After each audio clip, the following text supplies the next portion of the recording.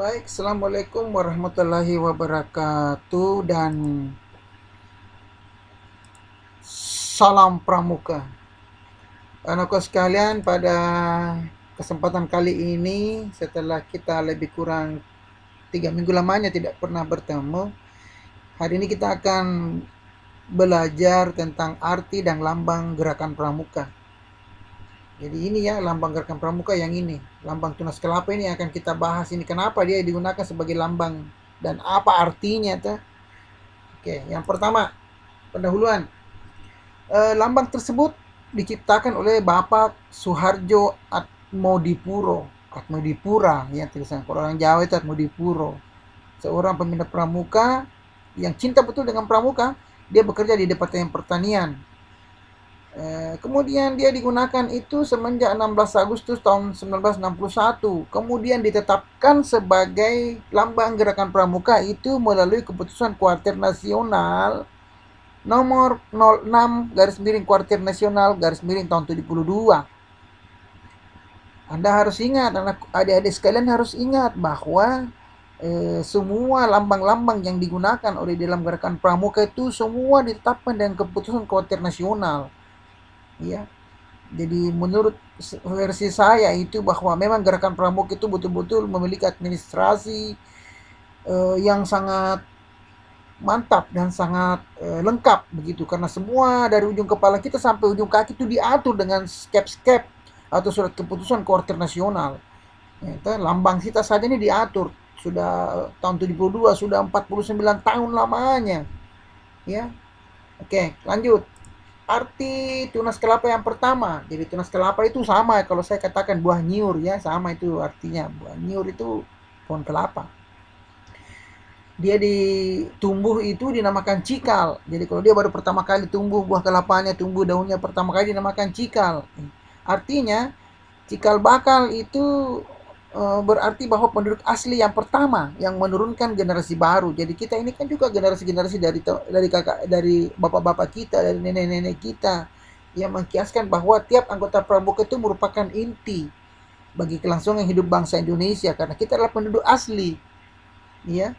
Kalaupun ada nanti yang bapak ibunya orang Jawa, bapak ibunya orang Maluku, mungkin bapak ibunya orang Sumatera, orang Padang, orang Aceh, kawin dengan orang Bugis, terus menetap di sini, dia juga adalah inti kelangsungan hidup bangsa Indonesia karena mereka adalah penduduk asli Indonesia, gitu ya.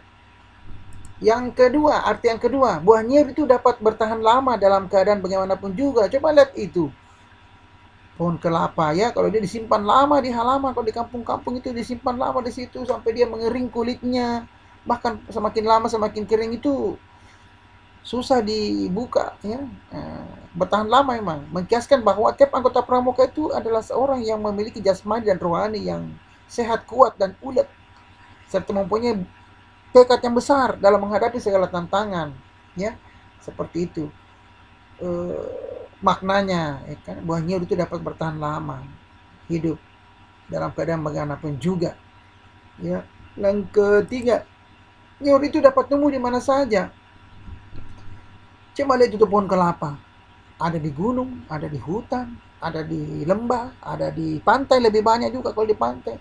Jadi pohon kelapa itu dapat tumbuh di mana saja. Artinya, seorang anggota pramuka itu dapat menyesuaikan diri dimanapun dia berada, dalam keadaan bagaimanapun juga. Ya. Kalau dia di pantai, ya dia beradaptasi dengan pantai. Kalau dia di gunung, dia beradaptasi dengan gunung. Kalau dia di daerah dingin, dia beradaptasi dengan lingkungan yang dingin. Itulah pohon kelapa. Maknanya bahwa seorang anggota pramuka itu mampu beradaptasi dan menyesuaikan dirinya dimanapun dia berada. Nah, jangan suka bikin onar. Anggota pramuka tidak seperti itu. Ya, kita menyesuaikan diri dengan lingkungan di mana kita berada, tapi jangan larut di dalamnya. Ya, hanya mampu menyesuaikan diri supaya kita tetap bisa bekerja sama dan membangun komunikasi dengan orang-orang yang ada di sekitar kita. Itu jangan membuat persoalan, jangan membuat sebuah gap ataukah sekat-sekat sehingga kita tidak disenangi oleh mereka. Anggota pramuka tidak seperti itu, ya. Selanjutnya yang keempat, nyiur itu tumbuh menjulang lurus ke atas dan juga merupakan salah satu pohon yang tertinggi di Indonesia. Artinya Seorang kata pramuka itu mempunyai cita-cita yang lurus, cita-cita yang tinggi, cita-cita yang mulia, ya, untuk kemajuan bangsa kita ini. Tidak, dia tegak, tidak mudah diombang-ambingkan oleh sesuatu. Pohon nyiur itu, pohon kelapa kalau tumbuh di pantai, dia ditiup oleh angin itu dia tetap menjulang ke atas, tidak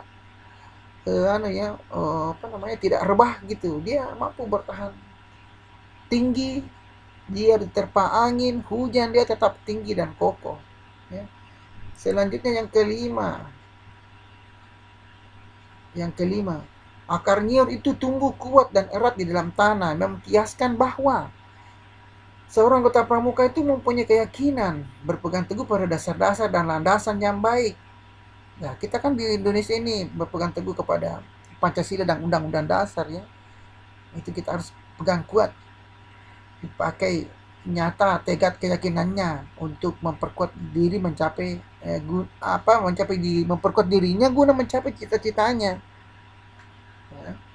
Ponyir itu biar diterpa apapun dia tetap akan berdiri tegak dan kokoh, tidak mudah diombang-ambingkan oleh keadaan alam. Dia tetap tinggi, kokoh dan kuat, erat, dia punya akar di dalam tanah.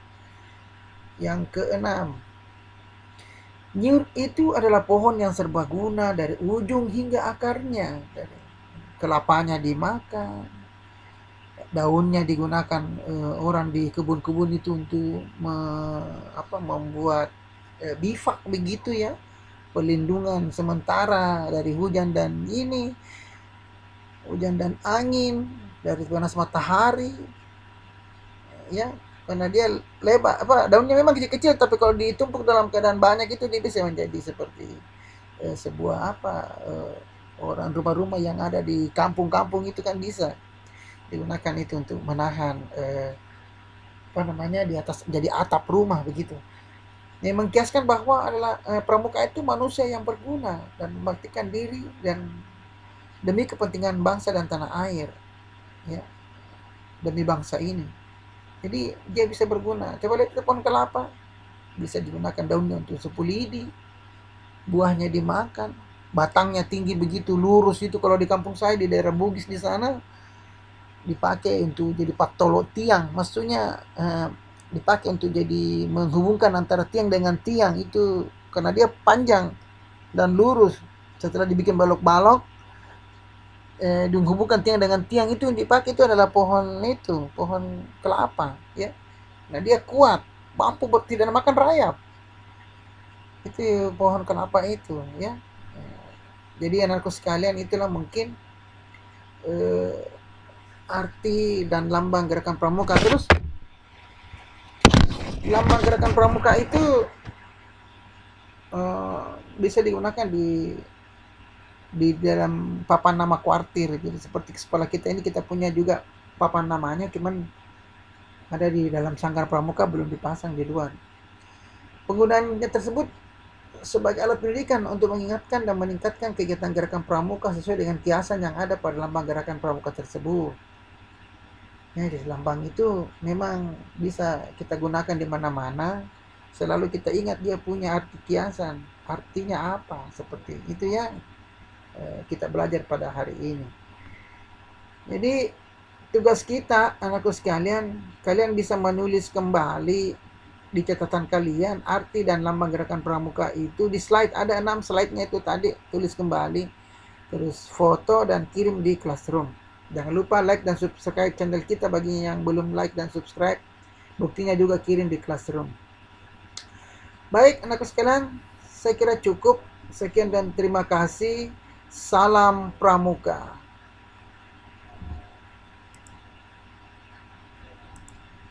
Ya, baik anakku sekalian, saya akhiri ya pertemuan kita. Assalamualaikum warahmatullahi wabarakatuh.